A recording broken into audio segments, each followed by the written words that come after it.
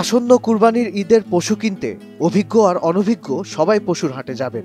আর কুরবানির জন্য সুস্থ পশু চিনতে ও কিনতে পারাটা এক বড় পরীক্ষা।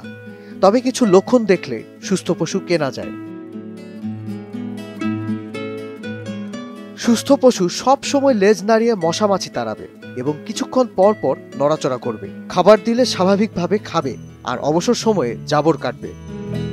সুস্থ পশুর চোখ বড় ও উজ্জ্বল দেখাবে, নাকের নিচের কালো অংশ ভেজা ভেজা থাকবে, পশুর শ্বাস প্রশ্বাস স্বাভাবিক থাকবে, অস্বস্তিতে ছটফট করবে না। গর্ভবতী পশু কোরবানি দেওয়া যায় না, তাই কেনার সময় নিশ্চিত হয়ে নিতে হবে। সুস্থ পশুর পিঠের কুঁচ মোটা ও টান টান হয়, তাই তা দেখে নিতে হবে। পশু কেনার আগে শরীরের কোথাও ক্ষত আছে কিনা তা খেয়াল করতে হবে।